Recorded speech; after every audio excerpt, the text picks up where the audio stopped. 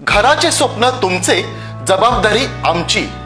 Satelkar builders and developers Kankavli railway station लगत साकारत आहेत समर्थ साई रेसिडेन्सी. 6 मजली इमारत, पोद्दार इंटरनॅशनल स्कूल अगदी हाकेच्या अंतरावर.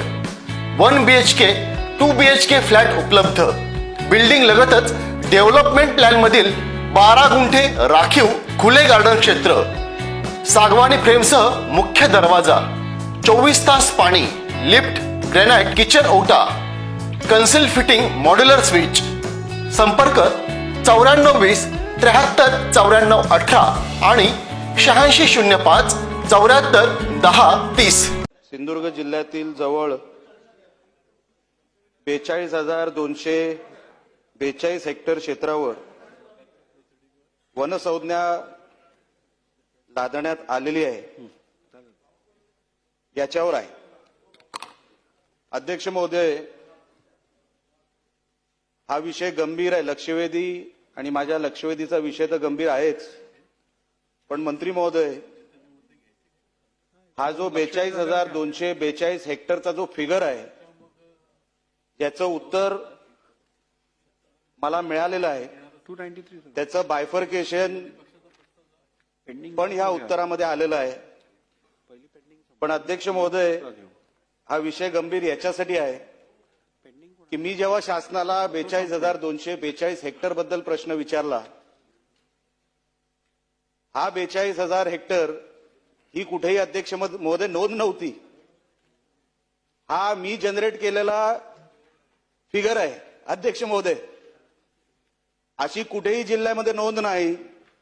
आणि डिपार्टमेंट मला त्याच्यावरती उत्तर देत आहे की त्याच्यामध्ये शासकीय क्षेत्र किती, खासगी क्षेत्र किती, त्याच्यामध्ये खासगी वनसंपादन किती. म्हणजे अध्यक्ष महोदय, मला एक सांगा, जो फिगर जिल्हा प्रशासनाकडे नाही, जो फिगर जिल्हा माहिती अधिकाऱ्यांकडे नाही, माहितीच्या कार्यालयाकडे नाही, जो फिगर मी जनरेट केलेला आहे, सरकार मला त्या फिगरवर उत्तर देत आहे.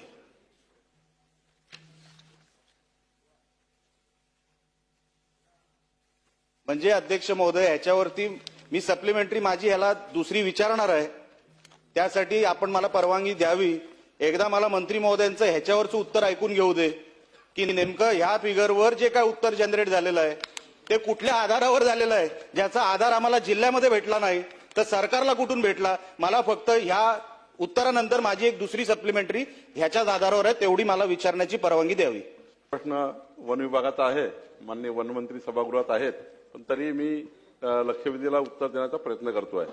कारण महसूल आणि वन हे दोन्ही संलग्न विभागात आहेत. त्यामुळं खरं तर अध्यक्ष महोदय, सर्वोच्च न्यायालयाचं आपल्याला माहिती आहे की 1995 मध्ये जी केस झाली होती गोदावरणम, या केसमध्ये केंद्र सरकार आणि सुप्रीम कोर्टात जी केस चालली, त्यामुळे 12/12/96 जो निकाल आला, त्या निकालानंतर आपलं जे वन संवर्धन अधिनियम 1980 आहे, याप्रमाणे ज्या व्याख्या होत्या त्या व्याख्येप्रमाणे जिल्हास्तरीय, तालुकास्तरीय, महाराष्ट्रस्तरीय समित्या तयार झाल्या. आणि त्या समित्यामध्ये मग राज्यातलं 1,92,831 हेक्टर जमीन वन सदृश्य या ठिकाणी दाखवली.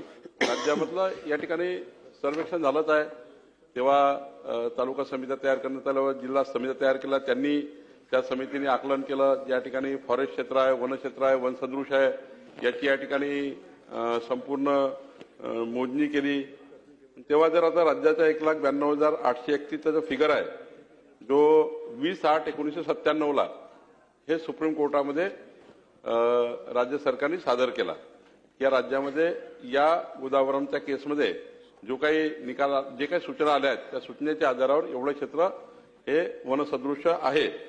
आणि त्यानुसार मग आपण जर 42,242.30.36 हेक्टर जे सिंधुदुर्ग जिल्ह्यातलं आहे, त्यामध्ये जे आता मुख्य वनसंरक्षक आहे त्या ठिकाणी आणि प्रधान मुख्य वनसंरक्षक यांनी जो अहवाल तेव्हा तयार केला होता तो असा आहे. मॅग्रोव्ह आणि खारफुटी हे क्षेत्र 473 हेक्टर दाखवलं होतं. शासकीय क्षेत्र जे आहे ते 1,860 हेक्टर आहे. खाजगी क्षेत्र जे त्या ठिकाणी दाखवलं होतं ते 8,713 हेक्टर दाखवलं होतं. आणि त्यामुळं आणि पुढं महाराष्ट्र खाजगी वनसंपादन अधिनियम 1975चे कलम 22 11,174 जे आपण प्रायव्हेट फॉरेस्ट डिक्लेअर करतो पण त्यांना शेतकऱ्यांना परत करतो असं 11,174 आहे. कलम 6 खालील 2,118 आहे. असं मिळून एकदा आणि अनिर्णित राहिलेलं 10,300 हेक्टर आहे. असं मिळून ते 42,242 हेक्टर क्षेत्र हे सुप्रीम कोर्टाला कळवलं होतं आणि त्यामुळं हे क्षेत्र या ठिकाणी 20/8/97ला सुप्रीम कोर्टाला राज्य सरकारने कळवलं.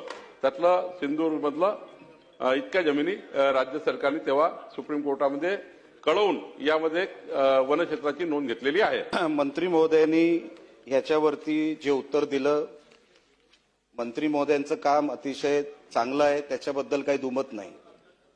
पण अधिकारी चुकीची ब्रीफिंग देत असल्यामुळे हा विषय अतिशय गंभीर बनलेला आहे. मी माझ्या मूळ प्रश्नामध्येच विचारलं होतं की हा 42,242 जो हेक्टर फिगर आलेला आहे तो मुळात मी जनरेट केलेला आहे, तो सरकारकडे कसा आला, हाच माझा विषय होता. एक विषय तो आहे, त्याच्यावरती उत्तर मला मिळालेलं नाही. विषय दुसरा असा आहे, सुप्रीम कोर्टामध्ये मग आपण जी नोंद पाठवलेली आहे ती कुठल्या आधारावर पाठवलेली आहे. अध्यक्ष महोदय, मंत्री महोदय, अशी जिल्हा प्रशासनाकडे नोंदच नाहीये. मी प्रांताला विचारलं, मी तहसीलदारांना विचारलं, मी बीडीओला विचारलं, मी कलेक्टरांना विचारलं, मी माहितीच्या अधिकाऱ्याला विचारलं. सगळ्यांना विचारल्यानंतर मी एक ढगातून हा फिगर काढलाय. याची कुठे नोंद नाहीये साहेब. मग सरकारने मला जी मॅच करून दिलेली ही जी फिगर आहे ती आली कुठून? एक माझा मूळ प्रश्न तोच होता. दुसरा प्रश्न, मग सुप्रीम कोर्टामध्ये आपण जे प्रेझेंटेशन केलं ते प्रेझेंटेशन कुठल्या आधारावर केलं? आधार नाहीये साहेब. जिल्ह्यामध्ये तुम्ही आता कलेक्टरना फोन लावा की वन खात्यामध्ये नोंद असलेल्या जमिनी तुमच्याकडे किती आहेत, त्यांच्याकडे फिगरच नाहीये. अशा परिस्थितीमध्ये काय होतंय अध्यक्ष महोदय की जेव्हा आपण, आमचं एक गाव आहे कुडाळ तालुक्यामध्ये, पुळास नावाचं, 14 घरकुलासाठी तिथे पंतप्रधान आवास योजनेमध्ये तिथे ती स्कीम सँक्शन झालेली आहे, परवानगी मिळालेली आहे. आता वन असल्यामुळे 7/12वर त्यांना साहेब 1.5 वर्षापासून वन खात्याच्या खेपा मारायला पडतायत. त्यांना परवानगी मिळत नाहीये. ते 1.5 वर्षापासून वन खात्यामध्ये चाललेत की आम्हाला परवानगी द्या. घरकुल हे पंतप्रधान आवास योजनेतून मिळालेलं आहे. अशा परिस्थितीमध्ये वन खातं त्यांना 1.5 वर्ष झालं परवानगी देत नाहीये. मग अशा परिस्थितीमध्ये जेव्हा, आणि मंत्री महोदय, जेव्हा ह्याचा सर्व्हे झाला, जसं तुम्ही म्हणता सर्व्हे झाला साहेब, सर्व्हे पण चुकीच्या पद्धतीने झाला. तो सॅटेलाइटच्या आधारावर झाला. आता सॅटेलाइटच्या आधारावर झालेला सर्व्हे, त्याच्यामध्ये शाळा आल्या, त्याच्यामध्ये मंदिरं आली, त्याच्यामध्ये शेती आली, त्याच्यामध्ये सगळेच आमचे जवळपास 300 गावं आली. आता अध्यक्ष महोदय, एकंदरीत जर आपण क्षेत्रफळ सिंधुदुर्गाचं बघितलं तर 5.5 लाख हेक्टरचं आहे. जर तुम्ही साहेब आमच्या जिल्ह्यावर पडलेली आरक्षणं किती आहेत, जर तुम्ही त्याचा हिशोब लावला तर साहेब आकारी पड 1700 पेक्षा जास्त हेक्टर आहे. सागरी सीआरझेड 600 पेक्षा जास्त हेक्टर आहे. कबुलायतदार गावकर 400-700 पेक्षा जास्त हेक्टर आहे. वनसंज्ञा व खासगी वने 38,643 हेक्टर पेक्षा जास्त आहे. इको सेन्सिटिव्ह जे सर्वात मोठं आमच्या जिल्ह्यावर ज्याचं क्षेत्रफळ आहे ते 2,97,000 आहे. हे सगळं अंदाजित सांगतो साहेब. अध्यक्ष महोदय, ही माझी फिगर आहे, शासनाची नाही. त्याच्यामध्ये खारपुटी क्षेत्र 473 हेक्टरची आहे. साहेब हे सगळं जर आपण मोजलं तर हे 2.25 लाख हेक्टर पर्यंत होतं. सरकारच्या नोंदीप्रमाणे नाही. ह्याला विचार, त्याला विचार, ह्या अधिकाऱ्याला पकड, त्या अधिकाऱ्याला पकड, त्याच्यातून ही फिगर जनरेट झालेली आहे. म्हणजे क्षेत्रफळ किती? 5.5 लाख हेक्टर. आणि आमची रिझर्वेशन मध्ये चाललंय किती? त्याच्यामध्ये सर्वात जास्त वन खात्याकडे आहे. वन खातं काय उत्तरच द्यायला तयार नाही आम्हाला त्याच्यावरती. त्यांचे अधिकारी आम्हाला काय सांगायलाच तयार नाही की तुमच्या ह्या जमिनी मिळणार आहेत की मिळणारच नाहीयेत. आम्हाला सांगायला तयार नाहीत. साहेब प्रायव्हेट फॉरेस्ट जेव्हा सॅटेलाइट पडलं आणि सॅटेलाइट थ्रू रिझर्वेशन पडली, साहेब तुम्हाला एक सांगतो अध्यक्ष महोदय, 98% सिंधुदुर्गामध्ये ही प्रायव्हेट फॉरेस्ट आहे, ह्याची नोंद झालेली आहे. म्हणजे गव्हर्नमेंट फॉरेस्ट फक्त 2% आहे. वन खात्याने कधीतरी याच्यावरती उत्तर द्यावं. 2% गव्हर्नमेंट फॉरेस्ट म्हणजे आम्ही मागतोय कुठल्या जमिनी? आमच्या शेतकऱ्यांच्या जमिनी मागतोय आम्ही. प्रायव्हेट फॉरेस्टचा अर्थ काय होतो अध्यक्ष महोदय, की जेव्हा प्रायव्हेट शेती करणारे जे शेतकरी होते त्यांच्यावरती रिझर्वेशन जेव्हा टाकण्यात आलं त्याला प्रायव्हेट फॉरेस्ट मधून त्याची गणना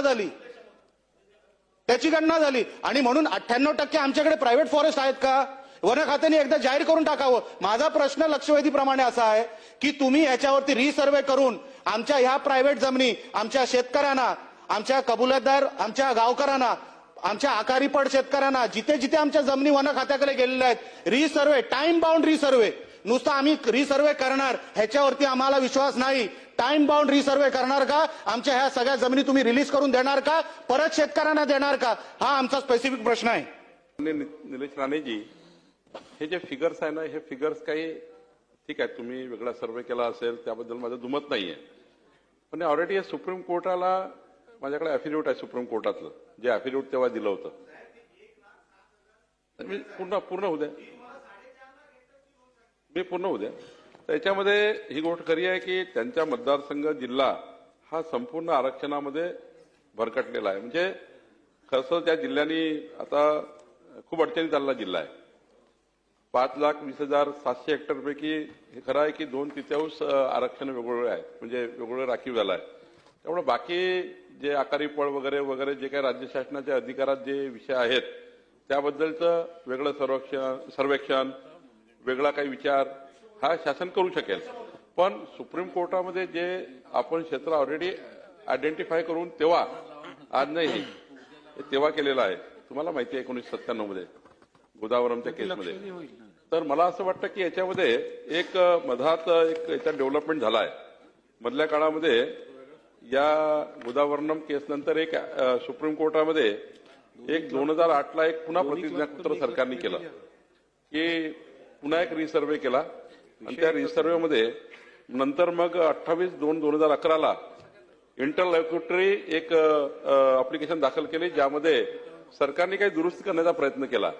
त्यावेळी मग त्या याचिकेमध्ये खरं तर थोडं क्षेत्र रिसर्वे करून जी वनसंज्ञा आहे यामध्ये 1997ला जे क्षेत्र दाखवलं होतं ते 11,049 हेक्टर जे दाखवलं होतं त्यापैकी 1,875च त्या ठिकाणी आहे आणि बाकी 9,173 हे नाही आहे.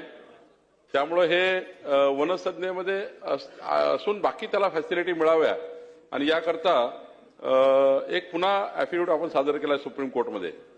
तर मला असं वाटतं की 9,173 हेक्टर जमिनी या कमी झाल्या, पण सुप्रीम कोर्टामध्ये अॅफिडेव्हिट करून सुप्रीम कोर्टातनं आदेश घेतल्याशिवाय फॉरेस्ट आणि महसूल काहीच करणार नाही. जे सुप्रीम कोर्टाने आधी आपण दाखवलं होतं ते कमी करून घ्यायचं असेल तर सुप्रीम कोर्टामध्ये आता विचार आम्ही केला आहे की महसूल खातं, जसं झुडपी जंगलच्या केसमध्ये महसूल खातं हे सुमोठं सुप्रीम कोर्टमध्ये गेलं, आता आम्ही विचार करतोय, फॉरेस्ट मिनिस्टरशी मी आज बोलणार आहे. मी सकाळी विचार केला आहे की आपण एकदा सुप्रीम कोर्टात पुन्हा जायचं आणि सुप्रीम कोर्टामध्ये विनंती करायची की ही जी 2008ला जे प्रतिज्ञापत्र आम्ही दिलं आहे त्यावर तातडीनं निकाली काढलं तर मला असं वाटतं 9,173 हेक्टरबद्दल एक पॉझिटिव्ह निर्णय सुप्रीम कोर्ट करू शकेल. तसंही या ठिकाणी करू शकेल, म्हणजे त्यांचा तो अधिकार आहे. पण आपण ज्या पद्धतीची बाजू मांडणार आहोत आम्ही ठरवलं आहे महसूल खात्याने, कारण शेवटी हे तेव्हाच्या जिल्हास्तरीय कमिट्या, तेव्हाच्या तालुकास्तरीय कमिट्या यांनी ते तेव्हा हे मोजण्या केल्या होत्या. म्हणजे मोजणी म्हणजे हे गोष्ट खरी आहे की रात्रभरात आदेश आले, कसंही टाकलं, कुणालाही टाकलं, जसं झुडपी जंगल टाकलं होतं विदर्भात सीपी अँड बिरारच्या सरकारच्या काळात.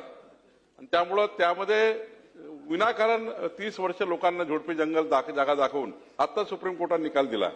मी आपल्याला एवढं आश्वस्त करतो की तातडीनं फॉरेस्ट मिनिस्टर आणि मी दोघंही बसून एक तातडीनं याचिका करायची सुप्रीम कोर्टमध्ये आणि हे सर्व बाजू सुप्रीम कोर्टमध्ये मांडायची. आमची चूक झाली तर मान्य करू, सर्वेक्षणामध्ये चूक झाली, मोजणीमध्ये चूक झाली, पण ही जी वनसंज्ञा आहे याबद्दलचे आता अधिकार पूर्ण सुप्रीम कोर्टाला, या सभागृहाला नाही आहे.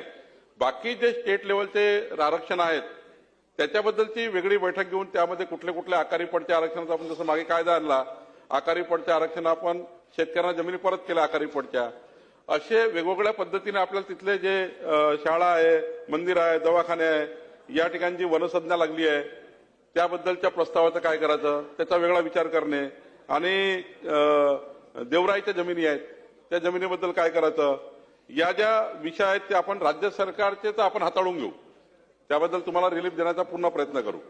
पण मात्र वनाच्या बद्दल मात्र आपण पुन्हा एकदा सुप्रीम कोर्टात जाण्याची गरज आहे. आणि आता जे आपल्याकडे नवीन सर्वेक्षण आलं आहे त्याचे डिटेल मी आपल्याला देतो. आता आपल्याला 1875 फक्त राहू शकेल त्या ठिकाणी. तसे माझ्याकडे आकडा आहे. मँगरोव आणि खारफुटीमध्ये 473 पुन्हा राहील. शासकीयमध्ये 1860 पैकी 948 कमी होते आहे आणि 8716 जे हेक्टर आहे खाजगी त्यापैकी 453 हे क्षेत्र राहू शकेल वनाकडे. बाकी मग रिलीज होऊ शकेल जर सुप्रीम कोर्टाने निकाल दिला तर. मला असं वाटतं थोडा हा सुप्रीम कोर्टाच्या आपल्याला सर्वांना भांडावं लागेल. तर मला असं वाटतं की तातडीनं स्पेशल काउन्सिल नेमून म्हणजे विशेष सरकारी अधिवक्त्याची नेमणूक करून आणि उच्चस्तरीय सरकारी अधिवक्त्याची नेमणूक करून सुप्रीम कोर्टमध्ये आपण सरकार जाईल, महसूल खाता आणि वन खाते जाईल आणि यामध्ये जास्तीत जास्त रिलीफ सिंधुदुर्ग जिल्ह्यांना आणि महाराष्ट्राला कसा मिळेल. जसं आपण सिंधुदुर्ग जिल्ह्याचं क्षेत्र कमी करा जे चुकीनं लागलेलं आहे असं अॅफिडेव्हिट केलं, पण यामध्ये एनजीटीने एक त्या ठिकाणी सवाल उपस्थित केला आहे, तोही बघावा लागेल. एनजीटीचं म्हणणं आहे हे सर्वेक्षणानंतर एवढं कसं कमी झालं. एनजीटीलाही आपल्याला त्या ठिकाणी जावं लागेल.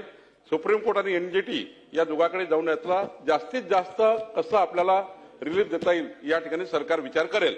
ताज्या अपडेट्स आणि ताज्या बातम्यांसाठी आजच सबस्क्राईब करा आपला Sindhudurg digital news channel. Like करा, शेअर करा, कमेंट करा आणि महत्त्वाचं म्हणजे बेल आयकॉनला क्लिक करायला विसरू नका.